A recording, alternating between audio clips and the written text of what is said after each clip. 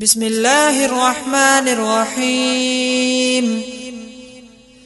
وما أبرئ نفسي إن النفس لأمارة بالسوء إلا ما رحم ربي إن ربي غفور رحيم. وقال الملك ائتوني به يستخلصه لنفسي فلما كلمه قال إنك اليوم لدينا مكين أمين. قال اجعلني على خزائن الأرض إني حفيظ عليم. وكذلك مكنا ليوسف في الأرض يتبوأ منها حيث يشاء نصيب برحمتنا من نشاء ولا نضيع أجر المحسنين ولأجر الآخرة خير للذين آمنوا وكانوا يتقون. وجاء إخوة يوسف فدخلوا عليه فعرفهم وهم له منكرون. ولما جهزهم بجهازهم قال ائتوني بأخ لكم من أبيكم ألا ترون أني أوفي الكيل وأنا خير المنزلين فإن لم تأتوني به فلا كيل لكم عندي ولا تقربون. قالوا سنراود عنه أباه وإنا لفاعلون. وقال لفتيانه اجعلوا بضاعتهم في رحالهم لعلهم يعرفونها إذا انقلبوا إلى أهلهم لعلهم يرجعون. فلما رجعوا إلى أبيهم قالوا يا أبانا منع منا الكيل فأرسل معنا أخانا نكتل وإنا له لحافظون. قال هل آمنكم عليه إلا كما أمنتكم على أخيه من قبل فالله خير حافظا وهو أرحم الراحمين. ولما فتحوا متاعهم وجدوا بضاعتهم ردت إليهم قالوا يا أبانا ما نبغي هذه بضاعتنا ردت إلينا ونمير أهلنا ونحفظ أخانا ونزداد كيل بعير ذلك كيل يسير. قال لن أرسله معكم حتى تؤتون موثقا من الله لتأتونني به إلا أن يحاط بكم. فلما آتوه موثقهم قال الله على ما نقول وكيل. وقال يا بني لا تدخلوا من باب واحد وادخلوا من أبواب متفرقة وما أغني عنكم من الله من شيء إن الحكم إلا لله عليه توكلت وعليه فليتوكل المتوكلون. ولما دخلوا من حيث أمرهم أبوهم ما كان يغني عنهم من الله من شيء إلا حاجة في نفس يعقوب قضاها وإنه لذو علم لما علمناه ولكن أكثر الناس لا يعلمون. ولما دخلوا على يوسف آوى إليه أخاه قال إني أنا أخوك فلا تبتئس بما كانوا يعملون. فلما جهزهم بجهازهم جعل السقاية في رحل أخيه ثم أذن مؤذن أيتها العير إنكم لسارقون. قالوا وأقبلوا عليهم ماذا تفقدون قالوا نفقد صواع الملك ولمن جاء به حمل بعير وأنا به زعيم. قالوا تالله لقد علمتم ما جئنا لنفسد في الأرض وما كنا سارقين. قالوا فما جزاؤه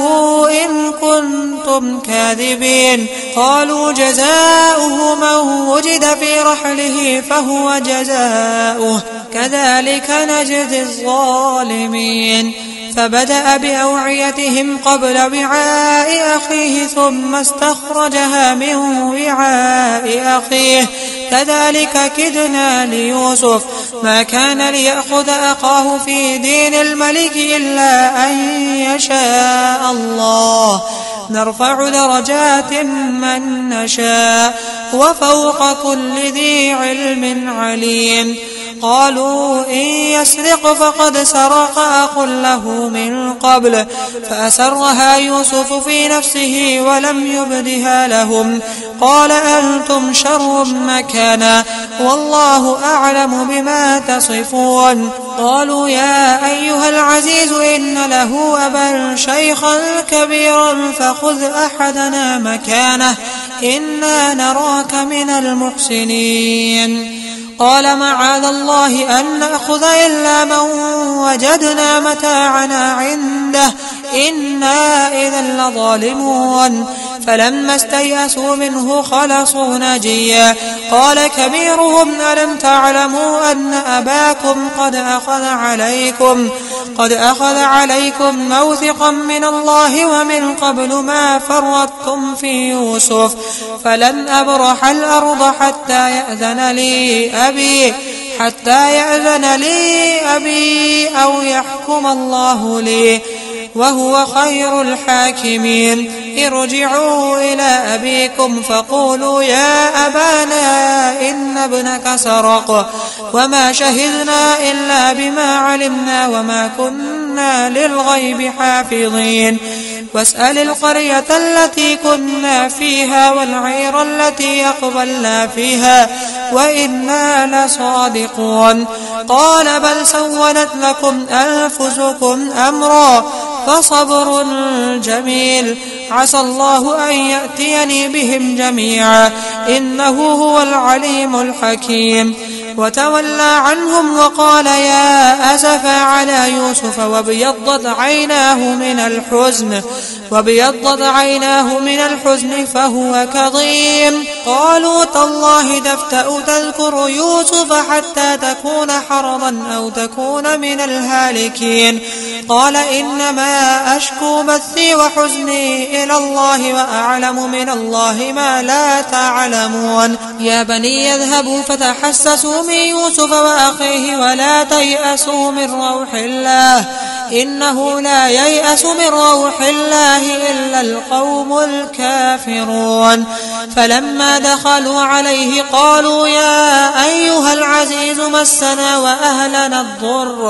وأهلنا الضر وجئنا ببضاعة مزجاة فأوفلنا الكيل وتصدق علينا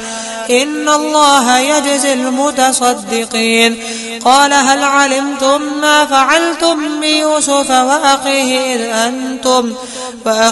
إذ أنتم جاهلون. قالوا أئنك لأنت يوسف قال أنا يوسف وهذا أخي قد من الله علينا إنه من يتق ويصبر فإن الله لا يضيع أجر المحسنين. قالوا تالله لقد آثرك الله علينا وإن كنا لخاطئين. قال لا تثريب عليكم اليوم يغفر الله لكم وهو أرحم الراحمين. اذهبوا بقميصي هذا فألقوه على وجه أبي يأت بصيرا وأتوني بأهلكم أجمعين. ولما فصلت العير قال أبوهم إني لأجد ريح يوسف لولا أن تفندون. قالوا تالله إنك لفي ضلالك القديم. فلما أن جاء البشير ألقاه على وجهه فارتد بصيرا قال ألم أقل لكم إني أعلم من الله ما لا تعلمون. قالوا يا أبانا استغفر لنا ذنوبنا إنا كنا خاطئين. قال سوف أستغفر لكم ربي إنه هو الغفور الرحيم. فلما دخلوا على يوسف آوى إليه أبويه وقال ادخلوا مصر إن شاء الله آمنين. ورفع أبويه على العرش وخروا له سجدا وقال يا أبت هذا تأويل رؤياي من قبل قد جعلها ربي حقا وقد أحسن بي إذ أخرجني من السجن وجاء بكم من البدو من بعد أن نزغ الشيطان بيني وبين إخوتي إن ربي لطيف لما يشاء إنه هو العليم الحكيم رب قد آتيتني من الملك وعلمتني من تأويل الأحاديث فاطر السماوات والأرض أنت وليي في الدنيا والآخرة توفني مسلما وألحقني بالصالحين ذلك من أنباء الغيب نوحيه إليك وما كنت لديهم إذ أجمعوا أمرهم وهم يمكرون وما أكثر الناس ولو حرصت بمؤمنين وما تسألهم عليه من أجر إن هو إلا ذكر للعالمين وكأي من آية في السماوات والأرض يمرون عليها وهم عنها معرضون وما يؤمن أكثرهم بالله إلا وهم مشركون أفأمنوا أن تأتيهم غاشية من عذاب الله أو تأتيهم الساعة بغتة وهم لا يشعرون قل هذه سبيلي أدعو إلى الله على بصيرة أنا ومن اتبعني وسبحان الله وما أنا من المشركين وما أرسلنا من قبلك إلا رجالا نوحي إليهم من أهل القرى أفلم يسيروا في الأرض فينظروا كيف كان عاقبة الذين من قبلهم ولدار الآخرة خير للذين اتقوا أفلا تعقلون حتى إذا استيأس الرسل وظنوا أنهم قد كذبوا جاءهم نصرنا فنجي من نشاء ولا يرد بأسنا عن القوم المجرمين لقد كان في قصصهم عبرة لأولي الألباب ما كان حديثا يفترى ولكن تصديق الذي بين يديه وتفصيل كل شيء وهدى ورحمة لقوم يؤمنون بسم الله الرحمن الرحيم ألف لام ميم را تلك آيات الكتاب والذي أنزل إليك من ربك الحق ولكن أكثر الناس لا يؤمنون الله الذي رفع السماوات بغير عمد ترونها ثم استوى على العرش وسخر الشمس والقمر كل يجري لأجل مسمى يدبر الأمر يفصل الآيات لعلكم بلقاء ربكم توقنون وهو الذي مد الأرض وجعل فيها رواسي وأنهارا ومن كل الثمرات جعل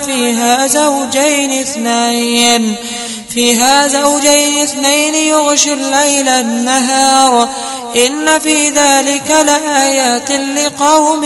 يتفكرون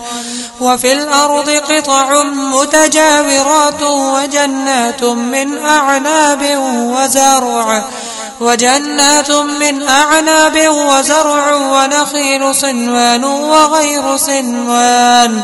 وغير صنوان يسقى بماء واحد ونفضل بعضها على بعض في الأكل إن في ذلك لآيات لقوم يعقلون وإن تعجب فعجب قولهم أئذا كنا ترابا أئنا لفي خلق جديد أولئك الذين كفروا بربهم وأولئك الأغلال في أعناقهم وأولئك أصحاب النار هم فيها خالدون ويستعجلونك بالسيئة قبل الحسنة وقد خلت من قبلهم المثلات وإن ربك لذو مغفرة للناس على ظلمهم وإن ربك لشديد العقاب ويقول الذين كفروا لولا أنزل عليه آية من ربه إنما أنت منذر ولكل قوم هاد الله يعلم ما تحمل كل أنثى وما تغيض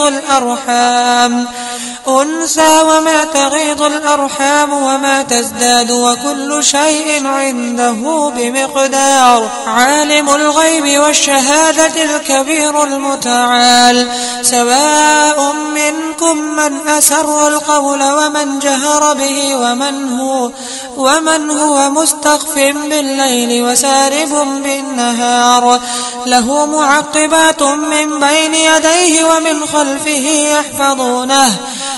خلفه يحفظونه من أمر الله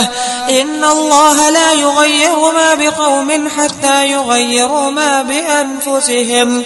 وإذا أراد الله لا يغير ما بقوم حتى يغيروا ما بأنفسهم وإذا أراد الله بقوم سوءا فلا مرد له وما لهم من دونه من وال هو الذي يريكم البرق خوفا وطمعا وينشئ السحاب الثقال ويسبح الرعد بحمده والملائكة من خيفته ويرسل الصواعق فيصيب بها من يشاء وهم يجادلون في الله وهو شديد المحال له دعوة الحق والذين يدعون من دونه لا يستجيبون لهم بشيء إلا كباسط كفيه إلى الماء ليبلغ فاه وما هو ببالغيه وما دعاء الكافرين إلا في ضلال ولله يسجد من في السماوات والأرض طوعا وكرها وظلالهم بالغدو والآصال قل من رب السماوات والأرض قل الله قل أفاتخذتم من دونه أولياء لا يملكون لأنفسهم نفعا ولا ضرا قل هل يستوي الأعمى والبصير أم هل تستوي الظلمات والنور أم جعلوا لله شركاء خلقوا كخلقه فتشابه الخلق عليهم قل الله خالق كل شيء وهو الواحد القهار أنزل من السماء ماء فسالت أودية بقدرها فاحتمل السيل زبدا رابيا ومما يوقدون عليه في النار ابتغاء حلية أو متاع زبد مثله كذلك يضرب الله الحق والباطل فأما الزبد فيذهب جفاء وأما ما ينفع الناس فيمكث في الأرض كذلك يضرب الله الأمثال للذين استجابوا لربهم الحسنى والذين لم يستجيبوا له لو أن لهم ما في الأرض جميعا ومثله معه لافتدوا به أولئك لهم سوء الحساب ومأواهم جهنم وبئس المهاد أفمن يعلم أن ما أنزل إليك من ربك الحق كمن هو أعمى إنما يتذكر أولو الألباب الذين يوفون بعهد الله ولا ينقضون الميثاق والذين يصلون ما أمر الله به أن يوصل ويخشون ربهم ويخافون سوء الحساب والذين صبروا ابتغاء وجه ربهم وأقاموا الصلاة وأنفقوا مما رزقناهم سرا وعلانية ويدرؤون بالحسنة السيئة أولئك لهم عقبى الدار جنات عدن يدخلونها ومن صلح من آبائهم وأزواجهم وذرياتهم والملائكة يدخلون عليهم من كل باب سلام عليكم بما صبرتم فنعم عقبى الدار والذين ينقضون عهد الله من بعد ميثاقه ويقطعون ما أمر الله به أن يوصل ويفسدون في الأرض أولئك لهم اللعنة ولهم سوء الدار الله يبسط الرزق لمن يشاء ويقدر وفرحوا بالحياة الدنيا وما الحياة الدنيا في الآخرة إلا متاع ويقول الذين كفروا لولا أنزل عليه آية من ربه قل إن الله يضل من يشاء ويهدي إليه من أناب الذين آمنوا وتطمئن قلوبهم بذكر الله ألا بذكر الله تطمئن القلوب الذين آمنوا وعملوا الصالحات طوبى لهم وحسن مآب كذلك أرسلناك في أمة قد خلت من قبلها لتتلو عليهم الذي أوحينا إليك وهم يكفرون بالرحمن قل هو ربي لا إله إلا هو عليه توكلت وإليه متاب ولو أن قرآنا سيرت به الجبال أو قطعت به الأرض أو كلم به الموتى بل لله الأمر جميعا أفلم ييأس الذين آمنوا أن لو يشاء الله لهدى الناس جميعا ولا يزال الذين كفروا تصيبهم بما صنعوا قارعة أو تحل قريبا من دارهم حتى يأتي وعد الله إن الله لا يخلف الميعاد ولقد استهزئ برسل من قبلك فأمليت للذين كفروا ثم أخذتهم فكيف كان عقاب أفمن هو قائم على كل نفس بما كسبت وجعلوا لله شركاء قل سموهم أم تنبئونه بما لا يعلم في الأرض أم بظاهر من القول بل زين للذين كفروا مكرهم وصدوا عن السبيل ومن يضلل الله فما له من هاد لهم عذاب في الحياة الدنيا ولعذاب الآخرة أشق وما لهم من الله من واق مثل الجنة التي وعد المتقون تجري من تحتها الأنهار أكلها دائم وظلها تلك عقبى الذين اتقوا وعقبى الكافرين النار والذين آتيناهم الكتاب يفرحون بما أنزل إليك ومن الأحزاب من ينكر بعضه قل إنما أمرت أن أعبد الله ولا أشرك به إليه أدعو وإليه مآب وكذلك أنزلناه حكما عربيا ولئن اتبعت أهواءهم بعدما جاءك من العلم ما لك من الله من ولي ولا واق ولقد أرسلنا رسلا من قبلك وجعلنا لهم أزواجا وذرية وما كان لرسول أن يأتي بآية إلا إلا بإذن الله، لكل أجل كتاب. يمحو الله ما يشاء ويثبت، وعنده أم الكتاب. وإما نرينك بعض الذي نعدهم أو نتوفينك فإنما عليك البلاغ وعلينا الحساب. أولم يروا أنا نأتي الأرض ننقصها من أطرافها، والله يحكم لا معقب لحكمه، وهو سريع الحساب. وقد مكر الذين من قبلهم فلله المكر جميعا،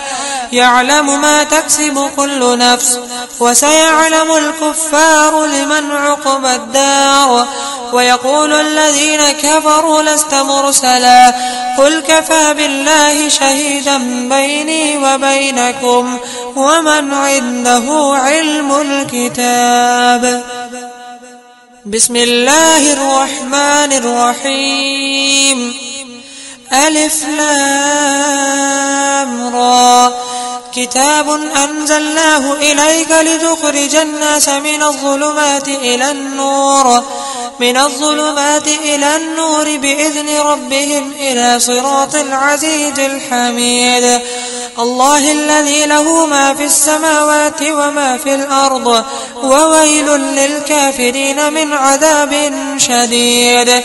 الذين يستحبون الحياة الدنيا على الآخرة ويصدون عن سبيل الله ويبغونها عوجا، أولئك في ضلال بعيد.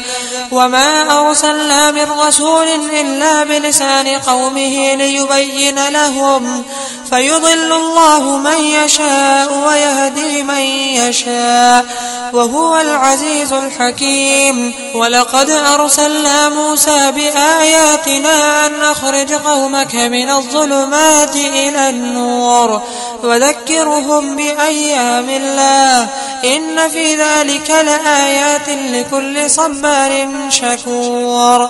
وإذ قال موسى لقومه اذكروا نعمة الله عليكم إذ أنجاكم من آل فرعون يسومونكم سوء العذاب ويذبحون أبناءكم ويستحيون نساءكم، وفي ذلكم بلاء من ربكم عظيم. وإذ تأذن ربكم لئن شكرتم لأزيدنكم ولئن كفرتم إن عذابي لشديد. وقال موسى إن تكفروا أنتم ومن في الأرض جميعا فإن الله لغني حميد. ألم يأتكم نبأ الذين من قبلكم قوم نوح وعاد وثمود والذين من بعدهم لا يعلمهم إلا الله، جاءتهم رسلهم بالبينات فردوا أيديهم في أفواههم وقالوا إنا كفرنا بما أرسلتم به وإنا لفي شك مما تدعوننا إليه مريب. قالت رسلهم أفي الله شك فاطر السماوات والأرض يدعوكم ليغفر لكم من ذنوبكم ويؤخركم إلى أجل مسمى، قالوا إن أنتم إلا بشر مثلنا تريدون أن تصدونا عما كان يعبد آباؤنا فأتونا بسلطان مبين. قالت رسلهم إن نحن إلا بشر مثلكم ولكن الله يمن على من يشاء من عباده، وما كان لنا أن نأتيكم بسلطان إلا بإذن الله، وعلى الله فليتوكل المؤمنون. وما لنا ألا نتوكل على الله وقد هدانا سبلنا ولنصبرن على ما آذيتمونا، وعلى الله فليتوكل المتوكلون. وقال الذين كفروا لرسلهم لنخرجنكم من أرضنا أو لتعودن في ملتنا، فأوحى إليهم ربهم لنهلكن الظالمين ولنسكننكم الأرض من بعدهم ذلك لمن خاف مقامي وخاف وعيد واستفتحوا وخاب كل جبار عنيد من ورائه جهنم ويسقى من ماء صعيد يتجرعه ولا يكاد يسيغه ويأتيه الموت من كل مكان وما هو بميت ومن ورائه عذاب غليظ مثل الذين كفروا بربهم أعمالهم كرماد اشتدت به الريح في يوم عاصف لا يقدرون مما كسبوا على شيء ذلك هو الضلال البعيد ألم تر أن الله خلق السماوات والأرض بالحق إن يشأ يذهبكم ويأتي بخلق جديد وما ذلك على الله بعزيز وبرزوا لله جميعا فقال الضعفاء للذين استكبروا إنا كنا لكم تبعا فهل أنتم مغنون عنا من عذاب الله من شيء قالوا لو هدانا الله لهديناكم سواء علينا أجزعنا أم صبرنا ما لنا من محيص وقال الشيطان لما قضي الأمر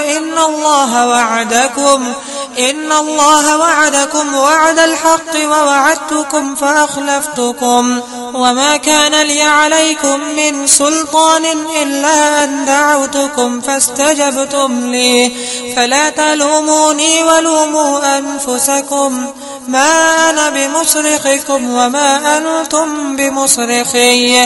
إني كفرت بما أشركتمون من قبل إن الظالمين لهم عذاب أليم وأدخل الذين آمنوا وعملوا الصالحات جنات تجري من تحتها الأنهار خالدين فيها بإذن ربهم تحيتهم فيها سلام ألم تر كيف ضرب الله مثلا كلمة طيبة كشجرة طيبة أصلها ثابت وفرعها في السماء تؤتي أكلها كل حين بإذن ربها ويضرب الله الأمثال للناس لعلهم يتذكرون ومثل كلمة خبيثة كشجرة خبيثة اجتثت من فوق الأرض ما لها من قرار يثبت الله الذين آمنوا بالقول الثابت في الحياة الدنيا وفي الآخرة ويضل الله الظالمين ويفعل الله ما يشاء ألم تر إلى الذين بدلوا نعمة الله كفرا وأحلوا قومهم دار البوار جهنم يصلونها وبئس القرار وجعلوا لله أندادا ليضلوا عن سبيله قل تمتعوا فإن مصيركم إلى النار قل لعبادي الذين آمنوا يقيموا الصلاة وينفقوا مما رزقناهم سرا وعلانية من قبل أن يأتي يوم لا بيع فيه ولا خلال الله الذي خلق السماوات والأرض